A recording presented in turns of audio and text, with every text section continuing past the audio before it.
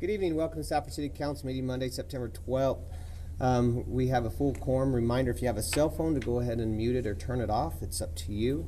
Our Pledge of Allegiance is going to be offered by Councilman Arnold Lopez, followed by our prayer, which is by Councilman Mike Anazola. Would you remain standing for both, please? I pledge allegiance to the flag of the United States of America and to the republic for which it stands, one nation, under God, indivisible, with liberty and justice for all. Lord God, Heavenly Father, we thank you for bringing us together this evening as we pray to make wonderful policies for this great community of ours, Lord. We ask you to bless each and every one of us here tonight, especially our department heads, our employees that we really value. We say thank you to our clerk and to our city manager and for the council. Please guide us and give us protection, Lord, that we need to do for the wisdom of this community. We ask this through Christ our Lord. Amen. Amen. Thank you, Councilman. I appreciate that. Citizen comments on agenda items. None. I do have a citizen comment on a non-agenda item. Mary, would you mind coming up and giving your name and your address, please? It's for us to put in on our record, and we appreciate it. Thank you for letting me speak to you for just a few minutes. My name is Mary Aiden. My address, you want like my whole address? Tammy? You can do the court. Oh, okay, 702 South 8th Avenue here in Safford. So I'm the judge that works across the street over here. We are a consolidated court, as you know. We have Thatcher, Safford, and Pima all wrapped up in one. Thatcher is the one that kind of takes care of everything, and they kind of lost their minds. They appointed me judge, so we'll talk about that later. But I wanted to just take a few minutes, and as you may know, we had a break-in on July 7th. Someone broke into our court. It was a really bad situation. There was a lot of damage, a lot of just a really ugly scene when it was all said and done. And we had kind of everybody came in together. We looked at the situation. It was decided with the town and city managers that we would call in a company to do cleanup. There was a significant amount of blood in there and a lot of things that were destroyed. So they hired a company that came in and they did cleanup. As they got kind of done with the cleanup part, they said they were initially going to have them do all of the repairs as well. This company didn't have the time to do it. They had something else come up. And so you guys stepped in and you said, well, let us do that. And so you brought in your crews, and you guys, those crews were amazing. They came in, the cleanup crew had taken everything out. They still had some things they had to remove. Basically, they gutted that entire half of the office. It all had to be taken out. Every piece of molding, there was just significant damage everywhere. So your people came in, they took all of that stuff out, they painted, they put in new flooring, several days on their knees putting in this flooring. There was electrical things that needed to be fixed. There was a lot of IT stuff that needed to be done, and they came in like champs. They had to actually tear out all the desks, so they rebuilt 2 desks, and they put together another desk that we had ordered. I'm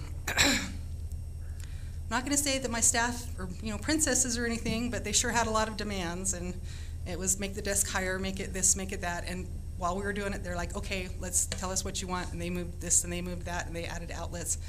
And it was like those guys had their wives at work. No, you need to do this, you need to do that. And they put a smile on, and they just did it. And every day I would go in there just thinking, oh my gosh, they're going to quit today because they're going to have enough of the staff in there telling them, not that my staff is bad, please don't go back and tell them, please don't go back and tell my staff that they're bad. But they certainly were women that had an idea of what they wanted, and they really kind of dogged them on it until they got what they wanted. So I'm just here tonight to thank all of those that from your city that came in, did that cleanup, did that work. it looks great. We've got still a few little things here and there. I think we're waiting on some windows to come in, some shutters to come in, and a little bit of trim here and there. But your employees were fantastic, and I appreciate it. I know our staff appreciates it. They got us back up within about a month or a little more, maybe 5-6 weeks. But really great job. You have some outstanding employees, and I just wanted to recognize them tonight. So in no particular order, these were the 7 that we kind of identified that were there and did most of the work. We had Fulton Herreras, Manny Torres, Angel Atencio, Dustin Hughes, Sam Napier, Mo, don't know his last name, it's just really long.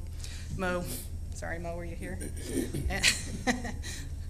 And Danny Cunin. And then Tammy has been absolutely awesome to work with. Anytime we've needed anything, any questions we've had, all of the bills coming in, because there's just, I don't know that we've even got an estimate of how much it's going to cost, but it was thousands and thousands of dollars, and she's been great to take all of our stuff. But I wanted to publicly acknowledge them, and I hope you know how lucky you are to have employees like that. They really did a great job. They stepped up and did great for us. Thanks for letting me come in and take a few minutes of your time. I appreciate it. Judge Eden, we appreciate it. Thank you. It's very few and far between we get addresses to the council like yours, so we appreciate that. Thank you. No problem. Thank you.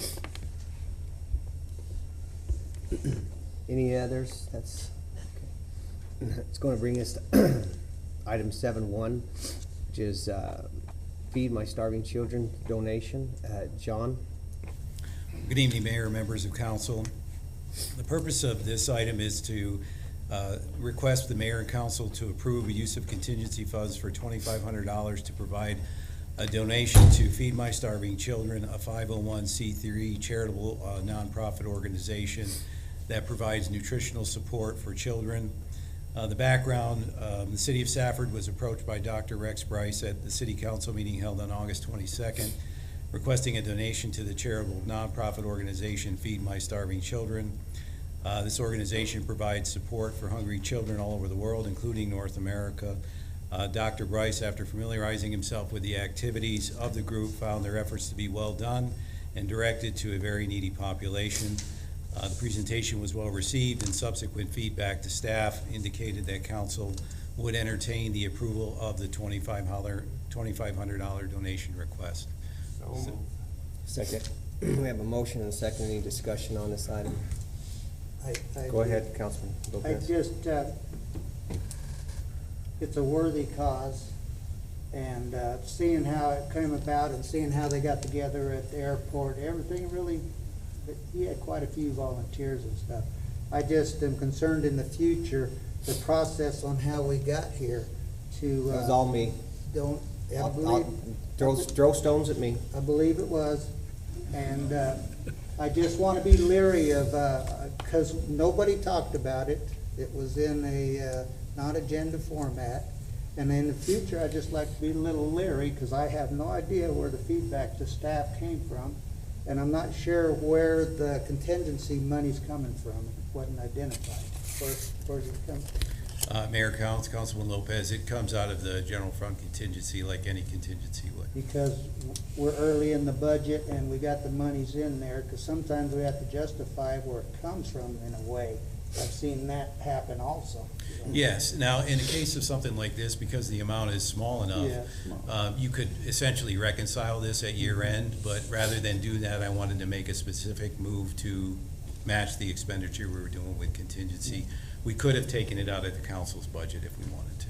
Yeah, well, or Jamie's, because I thought we made a fund like that. That wouldn't be my first choice. Yeah, but that would be my choice. So it's a worthy cause. There's no doubt about it. I'm just leery about the process going forward that we.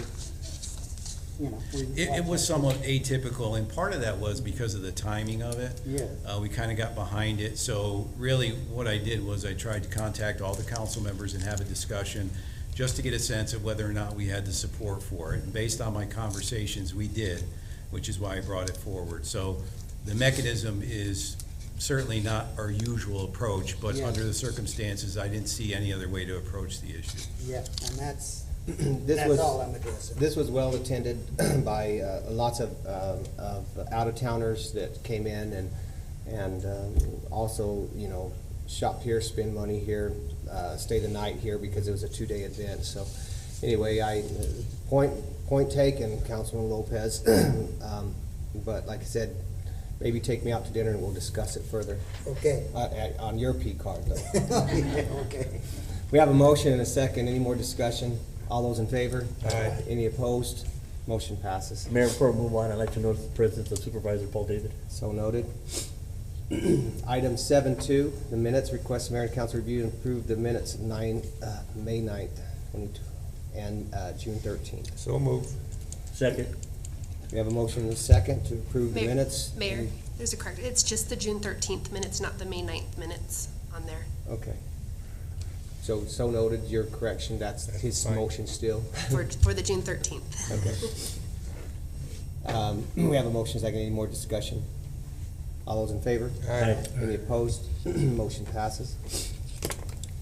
Item 7.3, special events liquor license for the Oktoberfest. Pam?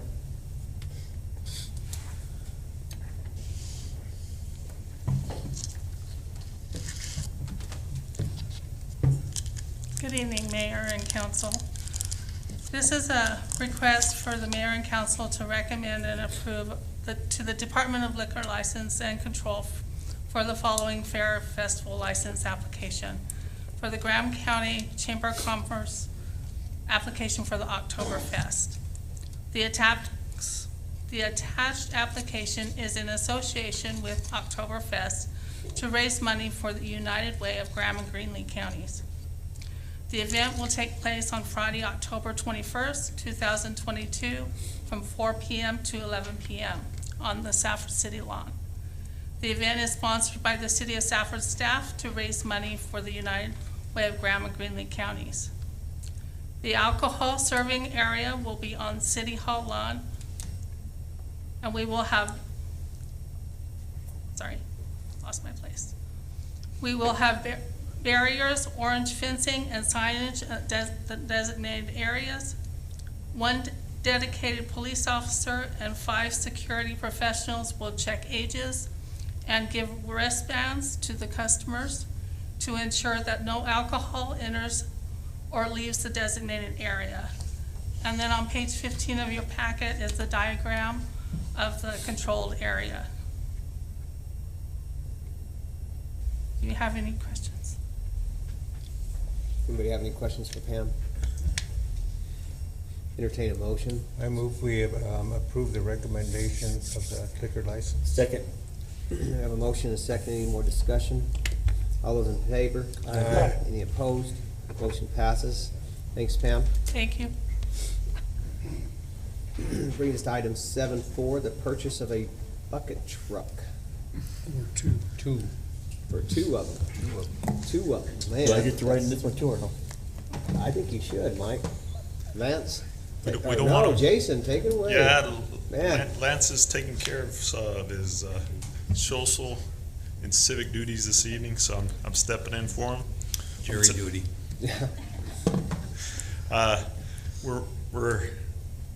We're asking for the approval of the purchase of the Alltech AT40G bucket truck and an Alltech TA60 bucket truck from the Global Rental Company. Both of these trucks would be purchased using the Sourcewell contracting pricing.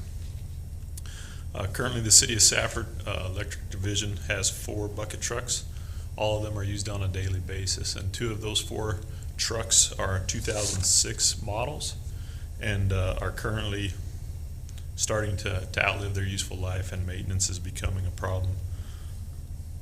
With the analysis that we have on that, the availability and the lead times on these trucks are playing, as far as being able to purchase these and get the lead times on them are between 6 and 9 months and a year.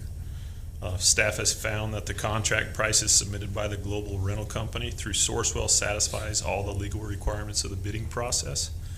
The City of Safford Fleet Division budgeted $160,200 for the purchase of the 40-foot bucket truck and $250,000 for the purchase of the 60-foot bucket truck, totaling $410,200.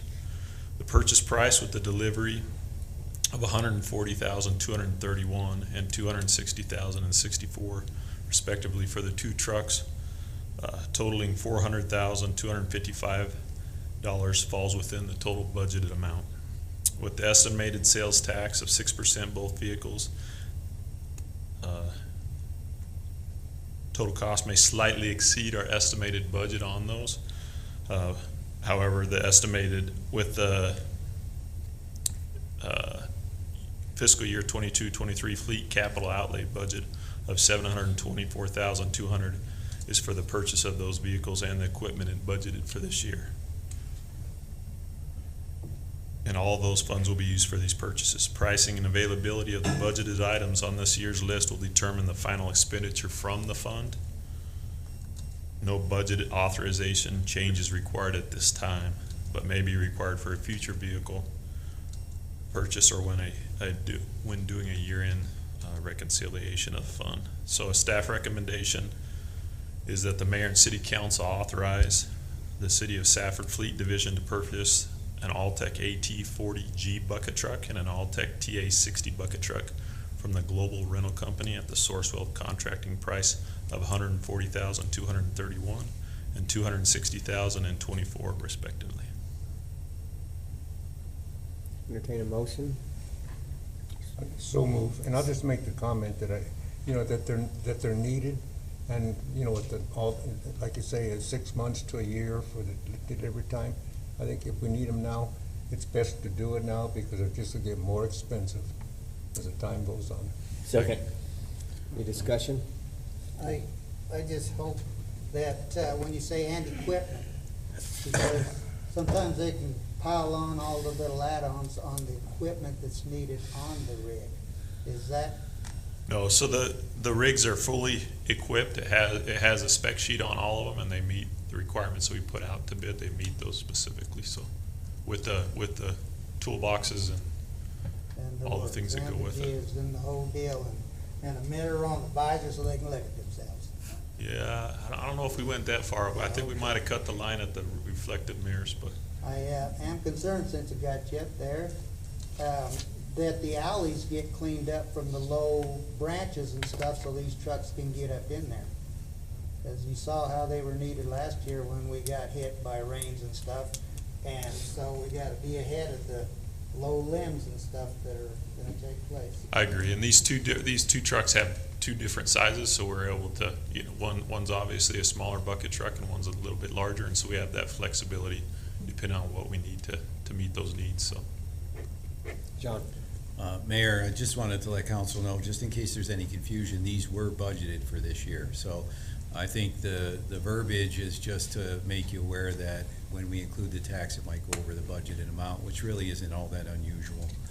So anyway, they wanted to be as clear as they could that it could slightly exceed the budgeted amount. All right, we have a motion and a second, and any more discussion before we move on to a vote? All those in favor? Aye. Any opposed? Motion passes. thank you, gentlemen. Item 8.1, resolution R22-34, the canvass of votes. Tammy? Mayor and council, I am recommending an approval of and adoption of resolution number R22-034, accepting the canvass of the votes from the results of the primary election held on August 2nd, 2022. This does put in 3 council members for this year, 1 new one, and that is Arnold Lopez, Steve McGoy, and Luke Arbizo. That will take their seats on December 6th meeting of 2022. December 6th. Correct, is when we'll do the oath of office. So moved. Second. We have a motion and a second. Any discussion? All those in favor? Aye. Any opposed? Motion passes. Tammy, would you read that? Resolution number R22-034, a resolution of the mayor and city council of the city of Safford, Graham County, Arizona, accepting the canvass of the primary election held on August 2nd, 2022. Item 9.1, ordinance 22-02, planning and zoning. Jamie?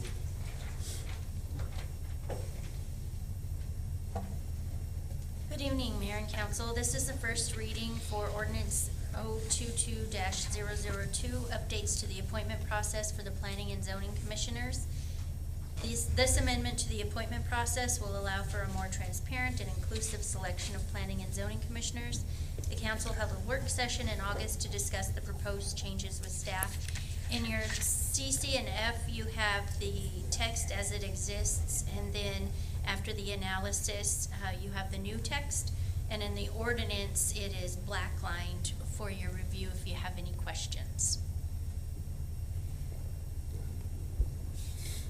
Anybody have any questions? This is just the first reading. Yes, sir. Okay, so noted, this is the first reading. You need to read it? Okay, go ahead. Ordinance number 022-002, an ordinance of the City of Safford, Graham County, Arizona, amending Title 17, Section 17.84.110A, Planning and Zoning Commission, creation, composition, terms of members, vacancies, compensation of members of the City of Safford Municipal Code to update the appointment process for planning and zoning commissioners.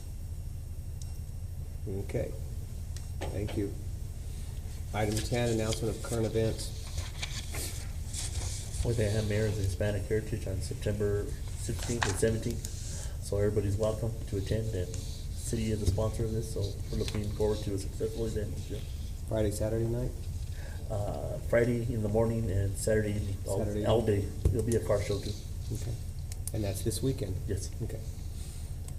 Anybody else? Mayor, Yes. I just You wanted to- almost lost that.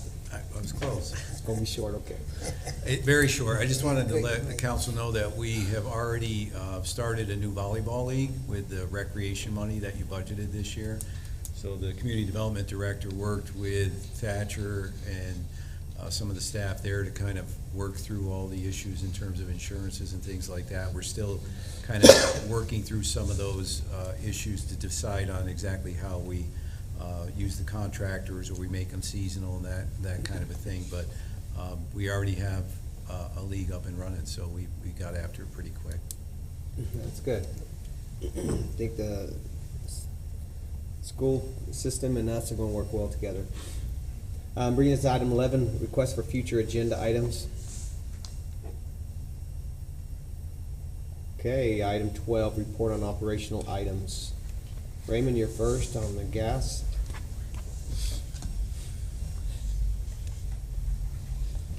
Good evening, Mayor and Council. Let's see. Let me get this set up. Okay, I'm here to report the completion of Town and Country project. Town and Country Renewal Project consisted of replacing steel gas mains with polyethylene line. There have been 17 underground leaks in the Fargo Town and Country area since 1994. With this upgrade, we are providing safer, more reliable gas. Electrical costs are also cut by not having cathodic protection in the area. This project was done all by directional boring. This saved excavating a 2-foot wide trench down the project, down the whole street, and 40 crossings, which would cross at pretty much between every house. Services were installed with minimum impact to customers' yards. We installed 4,390 feet of polyethylene main, 3,970 feet of polyethylene service, 60 analyst risers, 43 excess flow valves. With these improvements, maintenance is dropped from 40 hours a year down to 2 hours a year in the area. Oops, I just lost it.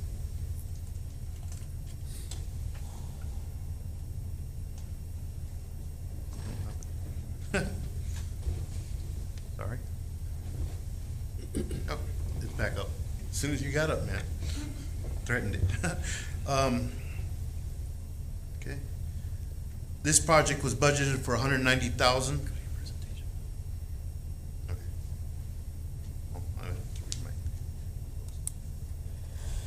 my- Okay, that's good.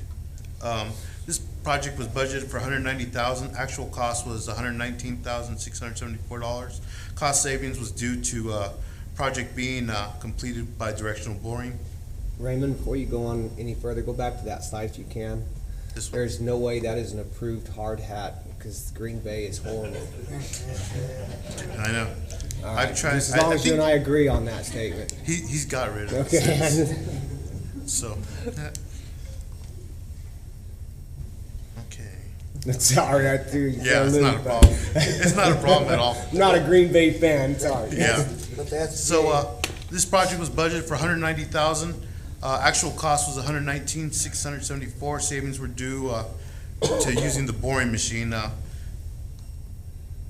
Oops. The boring machine that you bought last year. Yeah, and I'll bring that up. Okay. Council approved the purchase of our boring machine, Can't wait. oh, that's weird. It's an iPad. It's Apple. I think Apple don't like me. Usually Apple's the one we don't have a problem with. Yeah, no, it's just regular. There it goes again. Okay. Just stand right there, man. It'll work right there. Council approved the purchase of the directional boring machine in 2021. Since then we've bored over 4 miles of gas main with minimal impact to city streets, sidewalks, and driveways. We've used this machine to bore under streets, canals, all kinds of areas. We've assisted other departments like the water department with the installation of water lines, conduits, stuff like that. With our next renewal project, this machine will actually paid for itself with just not having to pay for street repairs, as many street repairs. You know, it was an extremely good purchase, and I'm glad you guys let me do that. Do we have any questions? And it stopped again.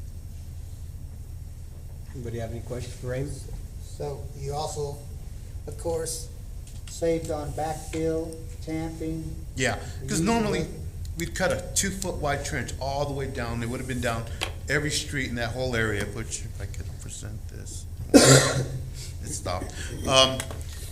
It would be 2 feet down, all the way down through that whole project, and then between every house, we'd have to do another crossing. So it'd be another 1-foot trench all the way down each street. So imagine between every single house, you'd have one line and then one big line coming all the way down. So in this case, instead of doing that, which would have been over a mile long, we just did 40 individual holes, which were, some were as small as 2 foot by 2 foot, some were big, like 4 by 8. But we were able to get one hole, dig that, and just trench in every single, bore in every single direction. And so we'd get one house on one side, another house on the other side, and then we go, north, east, south and west, and just without having to dig, trenches through that whole area. Saved us quite a bit. We didn't actually have to, customer yards were only dug about a 2-foot hole is all we had to dig. So we didn't have to pull up any driveways, minimal impact to grass. It was actually really nice. For a large neighborhood, and as long as we were there, people were actually extremely happy. Thank you, sir.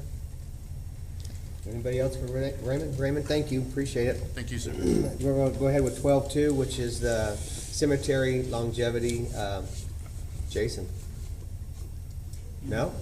Isn't that ready for that? Who's going to present that I'm one? gonna die on this hill. You are. You're going to.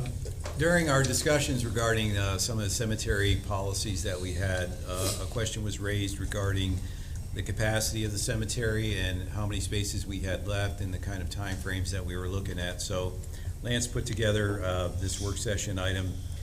As you can see, based on our current usage, we currently have 3,044 spaces available, so we're using approximately 62 spaces per year. So the build out on that would be 22 years essentially. I guess the total is higher than that, it's 40-something years. So as you can see, if you go down into the presentation, he's broken it out by the various spaces, which I am going to try and give you the map on so we can take a look at it. The only thing is I can't see it when I do that.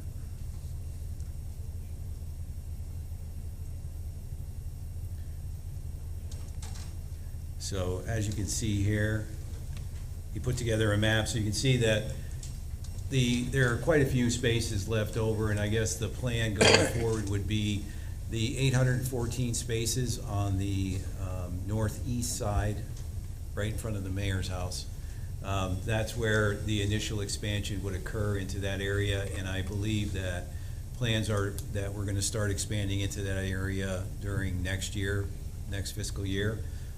And we would begin right along the fence line there, and again, again, build that area out and then move on to another section. Will there be landscaping there, I mean, trees, and will that happen also? Sure as heck hope so, no. At this point, I think it's mostly just looking at putting the water lines in, and we wouldn't build the whole area out at one time. We would probably do the first 2 rows and build our way out from the fence line out. If there was a desire, if we want to start doing more enhancements with trees, that's something certainly we could budget for and put in there. I think that it would create a much more appealing space for people to go to, so it's something certainly we could look at. I think that 814 spaces should be grass. Grass? Yeah, why not? Grass cemetery, that'd be beautiful. Any questions? It looks like we got plenty of spots before we move on to the other. We have quite a few, yes. Mhm. Perfect. Anybody else? All right. Back in my old days, we called it French benefits, but we're gonna call it Fringe tonight, so.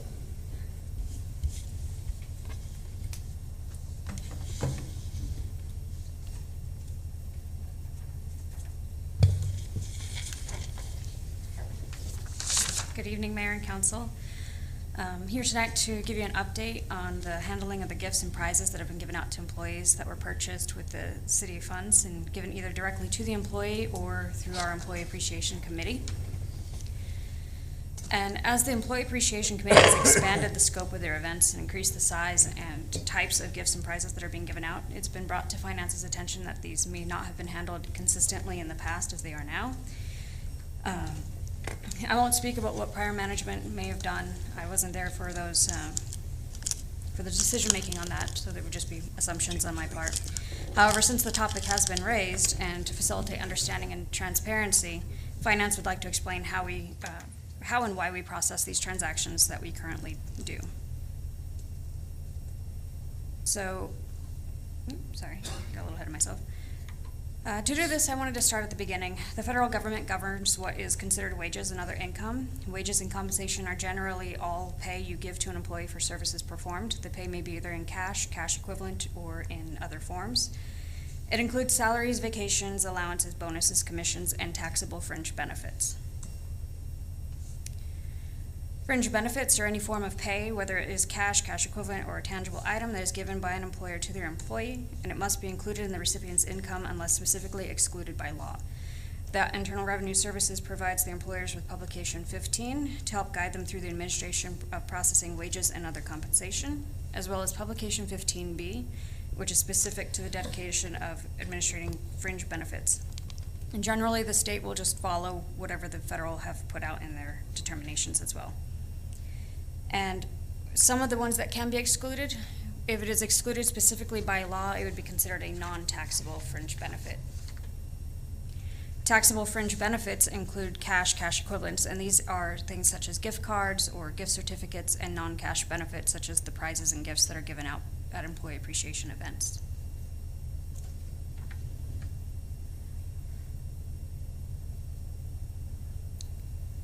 So that would also impact the gift cards for the birthday. The $5 gift cards would have to be included as income.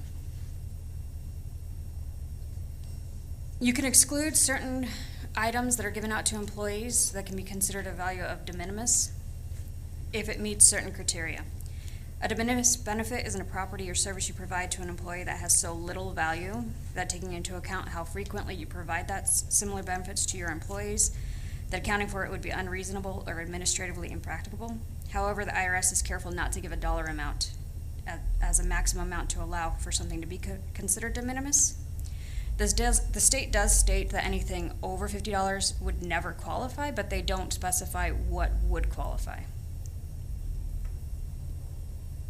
And cash equivalent fringe benefits, for examples of gift cards, gift certificates, and the use of a charge card or credit card, no matter how little, are never excludable as a de minimis.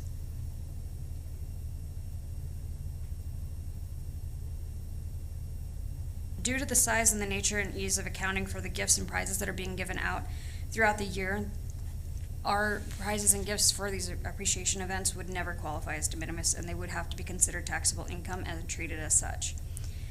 A good example of what would qualify would be flowers or fruit baskets that are given during a special circumstance such as a employee is sick or they've had a death in the family, as well as the turkey giveaways.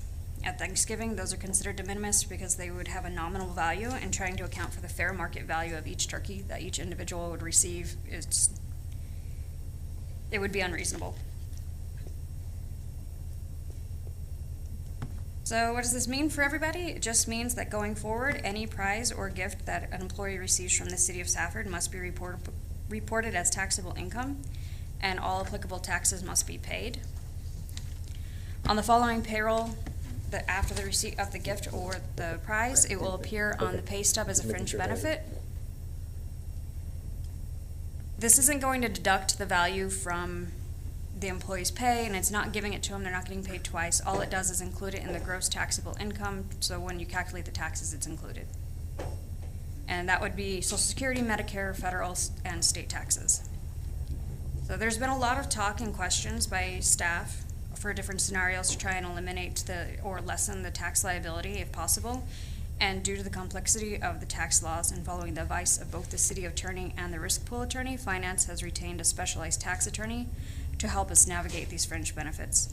And we'll be using that attorney to answer any questions that have been raised by staff and reviewing any changes in the gifts and prizes that are being given out to make sure that they stay in compliance with all applicable tax laws and regulations.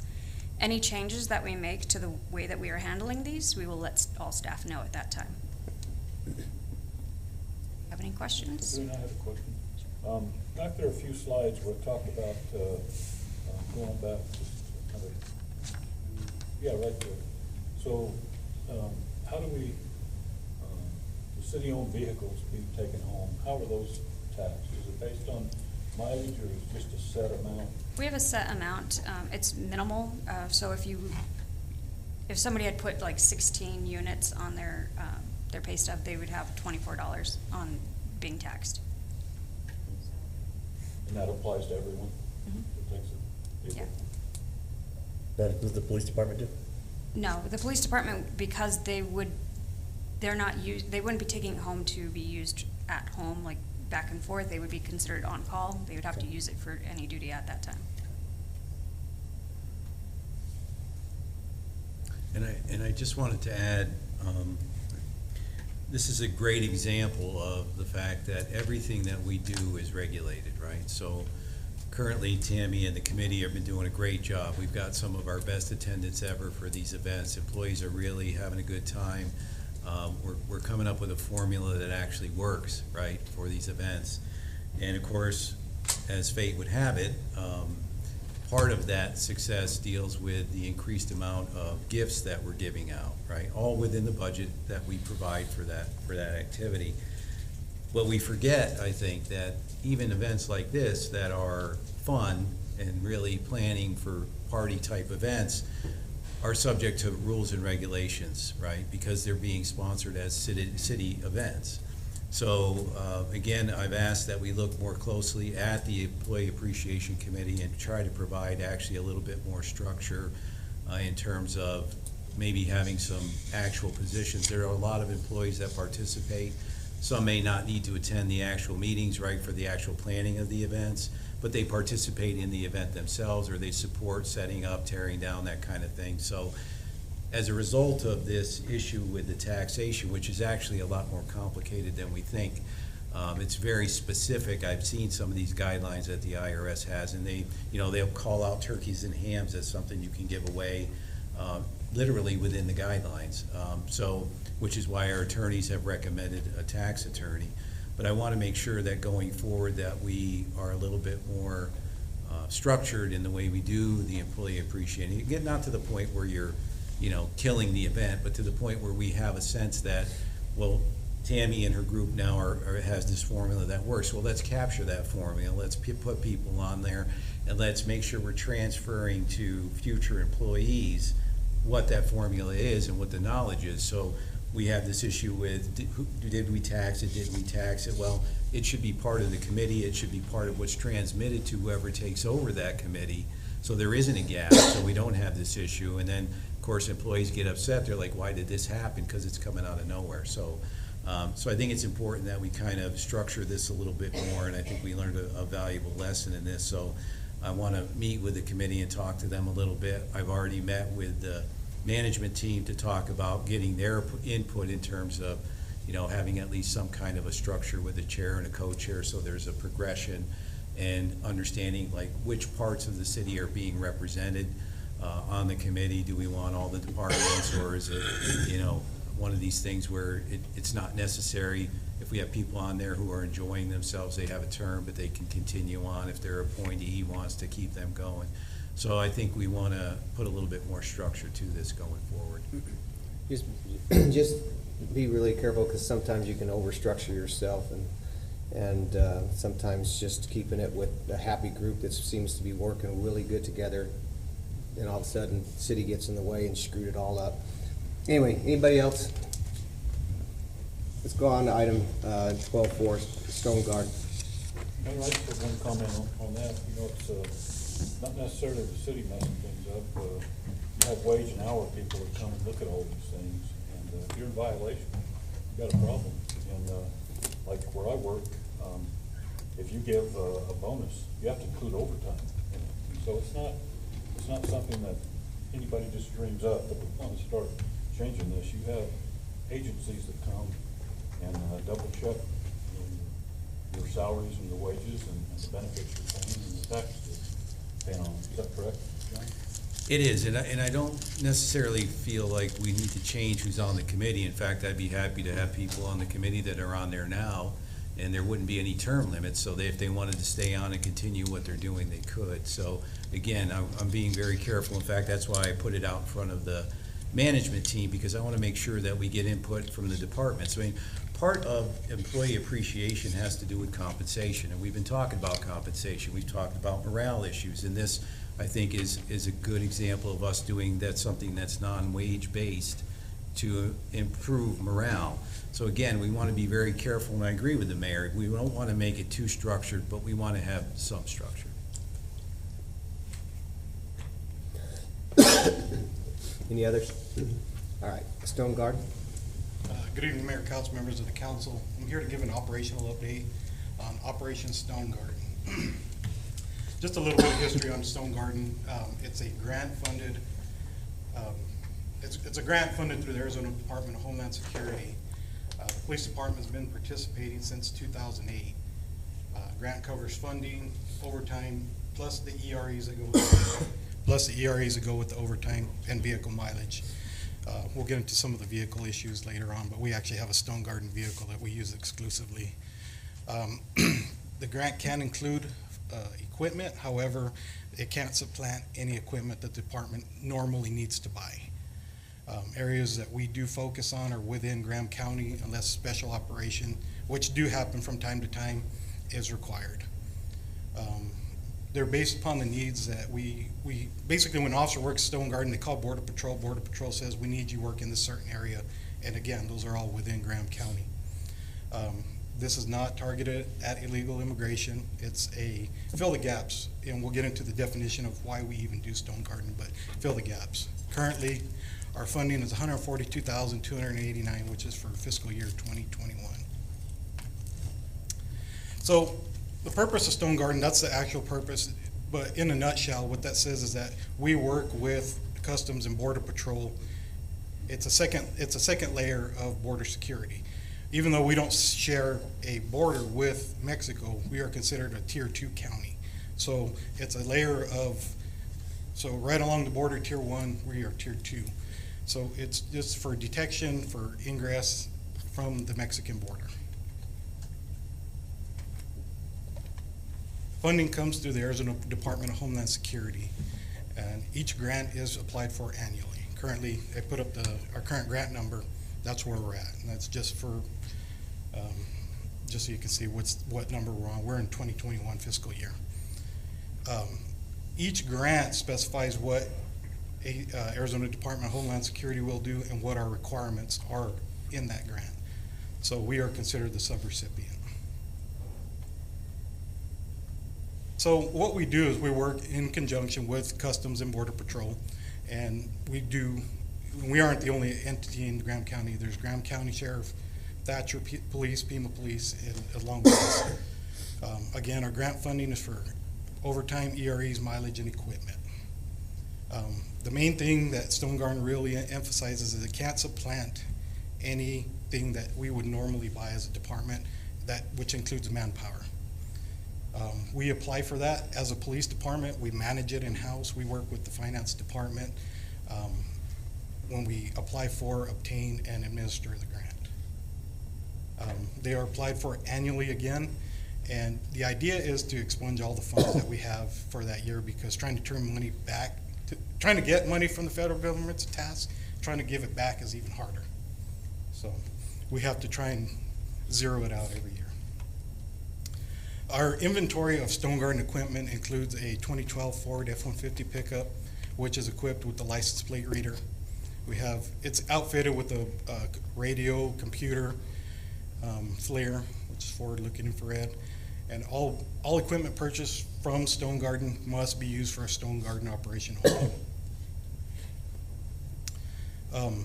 Every officer that checks on and works a Stone Garden activity within Graham County, it's based upon the needs that are provided from Intel or Border Patrol. You can't use officers you can't have them you can't have them work Stone Garden and then have them go cover shifts for our department. So if you're working Stone Garden, it has to be for that Stone Garden activity. We have had incidents where an officer will be working Stone Garden and we have a need within the police department. So we pull that officer out of Stone Garden for our needs. But at that point, they are not being funded by Stone Garden. We fund that activity. Captain Avila, just to clarify this, and with the Stone Garden, they're able to work anywhere in the county, right? Within Graham County? Yes. Well, again, they are able to work anywhere in Graham County. However, we are basically assigned to 191, East Highway 70, Hackle Road, Tanky Road. But yes, they are allowed anywhere in Graham County. Again, it's a funded overtime basis, so we don't use it for supplanting manpower issues that we may have. Included in that, there's a whole fact sheet that Department of Homeland Security puts out what Stone Garden is, and you can access that. Any of this you can access on the website. Any questions? I have a couple. So how many officers at a time would we have working? Just one? Generally, it's just one. Sometimes the officers, if they're going to be working South 181 or out east of town, they'll double up. And so do they always use that pickup, or should we use city vehicles sometimes? We do have to use city vehicles at times. The primary vehicle is the Stone Garden pickup. But if we have more than one officer working, if they say we have a need over on East Highway 70 and a need on 191, we have to split them up. And that's where the overtime and mileage come in, because they will reimburse for mileage. So, and the pickup belongs to them, is that correct? Does it belong to us? It belongs to us, yes. And so part of that deal is we have to keep the vehicle. If at any point we try to get rid of it, the value has to be less than $5,000. So that's why we have a 2012, because trying to justify less than $5,000 in a 2012 F-150 is kind of hard, so. Okay. Well, I was curious about this because I've been aware of it for a long time, but I don't think we've ever seen any of the details on how it works before. And like the mileage, for example, I think the mileage now reimbursement rate is like 62.5 cents, and they pay 44.5, and it did go up 4 cents in July because it was 58.5 prior to that. Is what, and so, you know, it's, I mean, it's not a big deal, but it'd be nice to at least get reimbursed what going rate is. Correct. And so part of the grant is you can use overtime to fund mileage, but you cannot use mileage to fund overtime, if that makes sense. So if we have a mileage need, then we can take from the overtime and ERE section and fund the mileage, but you can't do vice versa. And we do that. We've done it. I think we actually just did it this last year. And you can't use any of these funds to buy any other equipment for your department? We can use it to buy equipment. However, that equipment has to be used specifically for a Stone Garden activity. So So like but I mean, like you're not getting vests or tasers or things like that. You're not allowed to get those. Mayor Councilman Lopez, no, we're not allowed to do that. And so, in none of this, you showed the monetary amount, but you don't show actually how much time you're devoting to this. So each officer is different because of their overtime and ERE rate. So I think because I actually do the grant, so I can tell you, we plan weekly for 6 hours worth of deployments. And it can be more, it can be less, depending on which officers choose to work it. It's not mandated that officers work it, however, they do choose to work it. And so their overtime and their EREs are different. But we write the grant based on X amount of officers per week, and we do 6 hours per week per officer. Yeah, because it seems like you have to schedule this prior to anything. It just don't happen that day to fill a gap. Well, we pre-schedule it a week before, so the officers sign up. We send it over to the Wilcox Border Patrol Station. That way they know we're going to have officers, this X amount of officers working this date, and this date. And I know you said that an officer can return to work if needed. Now, we're low on officers. Correct. Which means time also. If, does any cooperating with this, does it hamper any of our time where we need it? Councilman Lopez, well, we actually have a restriction on Stone Garden activity right now because we need manpower. And so those needs come first before any kind of grant overtime funding. We also have a GOHS grant, which is Governor's Office of Highway Safety. We have mandatory reporting for those grants, so we have to put deployments out on those. On Stone Garden, we do not. So that's why we limit it currently. You said because we cooperate, sometimes we have to do it? That's a different grant. We have mandatory reporting.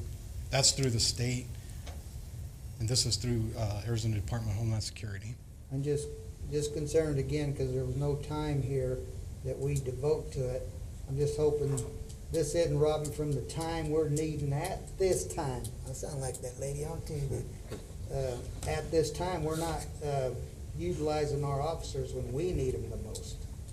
Councilman Lopez, that's correct. That we do have a limit on Stone Garden time because the needs of the police department come first. Because if you don't use the money, like you said, it reads it's hard to give it back, or it's government.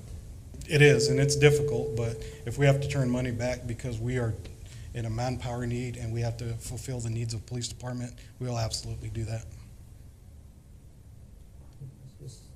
There's just still a lot of holes in it, but we've been doing it since 2008. I wish we had heard more about it in the past too. Okay.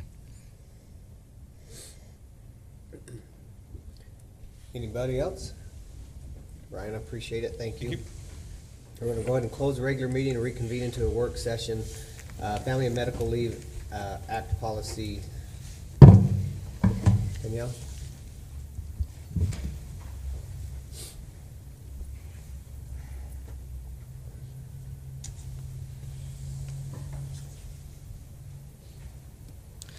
Good evening, Mayor and Council. This presentation is to once again review the recommended changes we have made to the sick, vacation, and FMLA leave policies. We are going to review the same changes but in a different format for easier understanding. I am requesting direction on each policy and hoping for action at the next council meeting. Please feel free to ask me any questions as we move along. The first policy that we're going to review is the sick leave policy, and we've got charts to show what the old policy states versus what we've added to the policy or changed to the policy. So feel free to ask me questions as we go through each point. For the sick leave policy, the first change as far as the old policy requires accrued sick leave balances for retiring employees to be deposited into an RHS account. The new policy allows employees leaving employment to choose to either receive a cash payout, a deposit into the employee's 457 retirement account, or a hybrid of both of the accrued sick leave. Do you have any questions or direction concerning that point? Okay, this is, you're only option they have now is to put it in their, RHS. Right. And you want the other two added to it. Why- We why- want to discontinue the RHS. So IRS guidelines don't allow you to do the RHS plus the other two options. So if we're gonna change it, we do have to discontinue the RHS altogether. They won't allow you to have all three. No. Who was that again? The IRS. The IRS.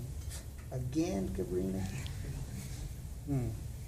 I was just wondering why, because there's some people that did 9% of it, wanted to keep it, but the majority are leaning more this way. Right, so we did the benefit survey, we had this question on there, and this is what the employees preferred. And so the biggest complaint with the RHS is the reimbursement process is cumbersome for them, and you can only use it for medical claims if you have one. And it seems different than everybody else I talked to in the valley. Why does ours have so much paperwork? I am unsure. I haven't been through the claims process with an employee yet as far as the RHS, but I would assume it's pretty standard. You know, you submit your claim, you provide the medical documentation, they approve it, you know, they get you the reimbursement, but essentially the employees aren't enjoying that process.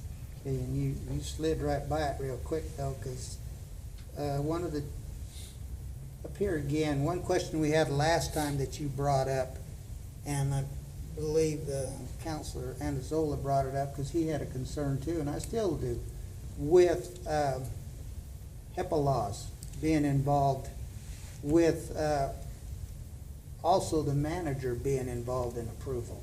I don't see that. That is not for the reimbursement processes for the sick leave. No, That is for the concern was related to the FMLA policy. Yeah, but you just went right by that, so So is your question the information that the city receives on the employees for his No, medical? It reads, FMLA requests must be routed for approval through the human resources, which is sufficient to me. You ought to be able to do that.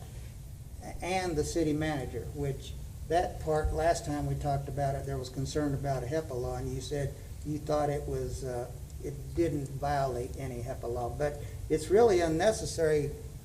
You can handle the approval. I don't see why the manager has to be written in there. I'd have to look back at the policy, I have it on but. page 62. And which policy is it again? You're gonna have to remind Well, me. you went right, Family and Medical Leave Act, policy, page, I'm gonna lose it. 62 of 81. 62. If you're following with us, but your paperwork is number 2. Yeah. Yeah, I mean, it was in there previously, and I had thought, okay, let's take it out, and then I thought maybe it was important to the processes, but, you know, it's not totally necessary. Well, then we could possibly strike it. Yes. Okay, I'd like to see it struck myself. I'm in agreement with Councilman Lopez too. Okay. Thank you, sir. No problem, sir. Back to the sick leave policy, the second point. The old policy allows all retiring employees to receive 66% of their accrued sick leave balances into their RHS as long as they have 5 years of service. The new policy establishes a 10-year-based schedule of payout based on years of service for employees leaving employment. We did change this from the last time we had brought 25%, 50%, and 75%. And based on concerns that you guys mentioned last time, we changed those percentages to payout at 5 years, 55%, 10 years, 65%, and 15 years, 75%. Danielle, I hope this isn't jumping ahead, but can I also ask about the strike-throughs on the, or do you have a slide for that later? Are you talking about for the sick policy? For this one, yeah. Okay, what is your question on the strike-throughs? Well, first off, I do want to say I appreciate that it was changed from retiring to leaving for basically any reason that isn't gross misconduct. Right. So that's a great change for me. On page, I think it's your page 2, but 71 of ours. Okay. underneath, the table with years of service, it says, if an employee is involuntarily terminated, the employee will not be eligible for any sick leave payout. Does that not also need to be struck through? No, it's related to this gross misconduct. So if you keep reading, it says, for the purpose of this policy, the term gross misconduct, and then it gives that definition. So that's in relation to that. Yeah, I don't, there by itself, separated by paragraphs, it isn't No, I related to agree, anything. I agree. It's And are you it's looking at the same unnecessary. page? Are you looking at page 71? I am. Okay, so it's kind of. It it's- stands alone. Yeah, It it doesn't, says- it doesn't refer back to any Yeah. misconduct. It needs to be struck. Oh, I see. Yeah, it probably doesn't need to be there Right. because it is in the previous sentence. Yeah, and it wouldn't probably make a big difference, but we've had a lot of that lately Right. where we've come back to policies in the past that have weird things left in there that contradict Right. No, it's a good catch. other things. Yes, thank you. That was it, though. Okay, so as far as the payout schedule, are you okay with those percentages? Because like I said, we did change that from the last time we brought it. I like them. I like them better. They could even be higher, and I'd like them. So I do want to point out that, you know, even though we did provide a 10-year schedule here, whereas before everybody got the 66%, something to keep in mind is if we do away with that RHS, these monies are more available to Right. them. So it's still a richer benefit in that regard. And it's better than what I have with my employer. Mine is 10 years. And then I do believe you get all the sick leave but paid at a Yeah. 50%. Right. Yeah, so the sick leave is viewed for more as a short-term disability policy, so Right. you don't see it all the way cashed Right. out. You'll see vacation cashed out 100%, but not Right. usually the But short-term. for me, this is much better than 25% and changing only the retiring employees Right. to anybody who makes it. That is much another better. point I want to bring out, is the old policy differentiated between somebody resigning and retiring, whereas the new policy just groups them together if you're leaving for whatever reason, as Right. long as it's not gross misconduct. Right, theft or, Yeah. right. Okay, and the last point, the old policy, payout for resigning employees is calculated at the average base rate of pay for the last 3 years. For the new policy, payout for employees leaving employment is calculated at the employee's base hourly rate at termination. This results in an easier calculation and a slightly higher payout typically. Any questions with that change?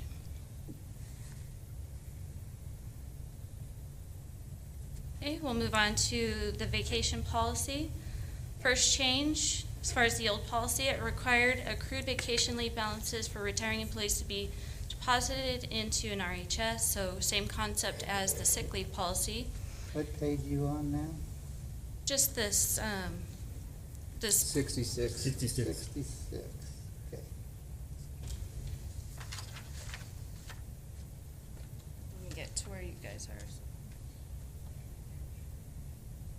New policy allows employees leaving employment to choose to either receive a cash payout or a deposit into the 457B retirement account. So same change. We would like to discontinue the RHS account, and for their vacation monies, they can, choose the cash payout or to deposit it into their 457B retirement account. Any questions there? Daniel, one, and it was probably in there, so I apologize, but just to clarify, with vacation, if you accrue any vacation time, even if you only work for the city for 6 months, you still receive that payout, correct? Correct. You don't have to pass 5 years or any No. time? Okay. I could be wrong on that point. 1 year. I'm sorry, 1 Oh, year. you do have to at 1 least year. work 1 year. Mhm. Anything after 1 year in your, Right. okay. Next point, employees resigning are only able to receive 216 hours of their accrued vacation time paid out. The new policy would allow employees leaving employment to collect all the vacation time they have accrued, as long as they are in good standing with the city and have fulfilled their resignation commitments. Is there any concerns with that change? And if I could just on that last point, we have a year probation too, so. Right, so it matches with the probation. That's what I was right gonna there. ask about too. Okay. Right, and I don't wanna get into the weeds, because this No. is so much better, but I go back to, I wish the sick leave would, why not pay out after 1 year? Well, sick leave, I don't, It's just related back to that concept that it's typically, number one, not paid out that high normally. Right. And it's viewed as just for a short-term disability policy. So the benefit itself is extremely rich as it's written. right. And again, in all honesty, right now is the time, right? So these are fairly significant changes that we're making in these particular areas of our compensation plan, but we will be bringing the compensation plan in total. So the reason we're bringing these back and we're trying to be as clear as we possibly can and also make adjustments is we want to make sure we get feedback now so that when we get this thing put together as a compensation plan, it's very clear and everybody understands where we're at and we're all on board with what we decided. So now definitely is the time to have the discussion. Right. So Yeah, and I don't think we need to go that far necessarily, Go but on. to me, they're similar enough still to not differentiate, but it's not anything to get, for me to be hung up on. Okay. And this is, to the city manager's point, I think this is part of a good package Right, of right. compensation, part of the picture. Yeah, these are all very good pro-employee changes to Right. these policies. Next point, no limit to how much vacation time that can be taken at one time, resulting in scheduling conflicts as far as the old policy. The new policy allows the maximum amount of vacation days to be taken at one time to be 30 calendar days within a 12-month period. And this is to avoid having employees take extended vacations that strain departmental schedules and workloads. Any questions there? I just want to make a quick point to the council. This is a work session. Don't wait on me to be called. Just be respectful of who's talking.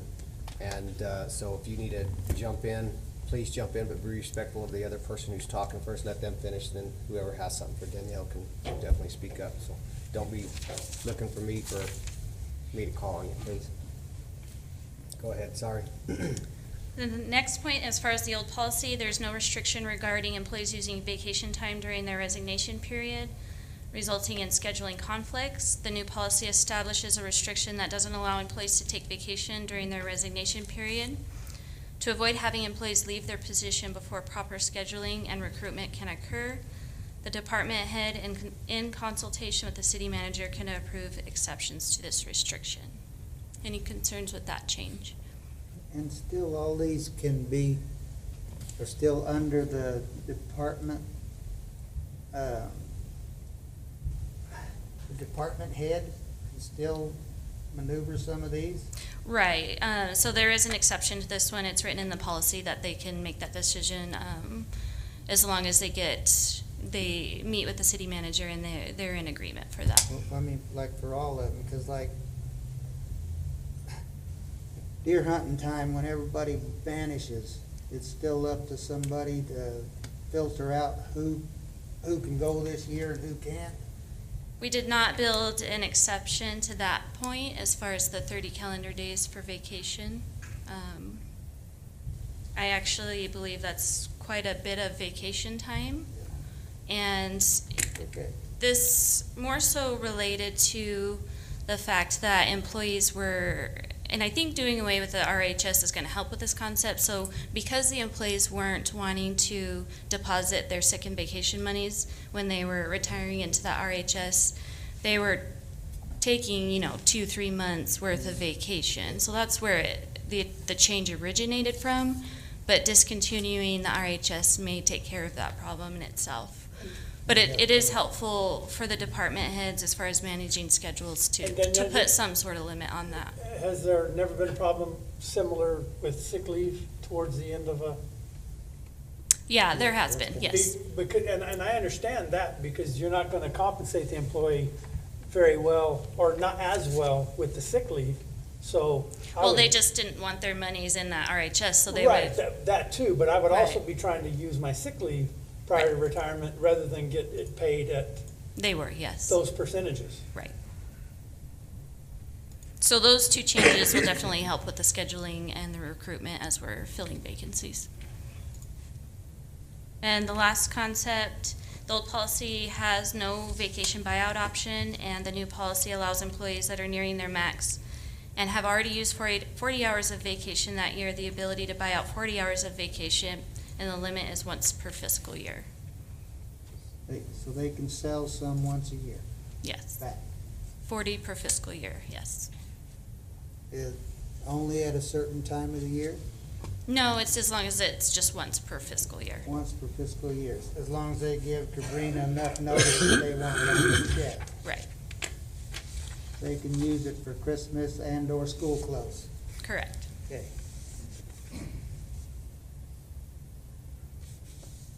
Next policy is the FMLA policy. The first change, as far as the old policy, vacation and sick leave accrue proportionately to the pay received while the employee is on leave. For an example, if they were receiving half pay, they accrued half of their vacation and sick hours. Vacation and sick leave will not accrue during any unpaid portion of the leave. In the new policy, vacation and sick leave continue to accrue at the full rate as if the employee is not on FMLA. Any concerns with that change? And you like that one too, Brad? Well, this one I think is more necessary for being in line with, I don't know if it's legally we have to, but It's not necessarily a legal thing, but it's to get our accruals all in line as far as how they're Right. accrued versus how they're used. And it's an either or, either if you're not gonna require vacation and sick leave use, then you can deny the accrual, but if you're gonna require vacation and sick leave use, then you better allow accumulation. To me, it's either one works. They have to be consistent across. Exactly, Yeah. so, And that they do have. right, so it makes sense. Right. And the last change as far as the FMLA policy, as far as the old policy, employees don't have to use their vacation or sick leave while on FMLA, and the new policy requires that they do use their pay while they're off. Any questions there? Because other cities and towns are doing. Yeah, all that responded when I asked this do require the use of their sick and vacation. Yeah, the majority seem to, out of all you asked and brought Right. into.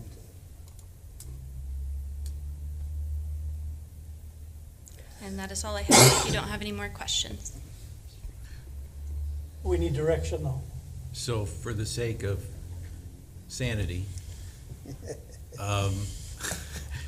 so the only two changes that I heard, because we want to bring these back for approval at the next meeting, but I heard removal of city manager regarding the FMLA approval, correct? Yeah, and there was some similar language in here where you weren't in there, so that's why. Okay. I feel- And again, I have no burning desire to be part of that process, so I have no heartache with that whatsoever. And then the other one, Brad, you made reference to the sentence at the bottom of the policy itself. Right, yeah. So we'll take that out. But other than those two items, there's no substantive changes that are being requested or discussed at this point. We can bring them back with those changes for approval. And again, I'm not requiring you to approve. I just want to make sure that I've understood where we're at. And you're gonna bring back the numbers. For the cost? Yeah. I thought that's what you suggested. No, I think it would be, some of them, I don't know, it would be, yeah, it'd be based on usage, so you would never be able to really come up with a. Yeah, essentially, you don't know when people are gonna resign or retire. You also don't know when they're gonna buy out their monies, but Yeah, but it's leftover fund balances are expected to We cover owe those anyway. kind of charges. Right. Yeah.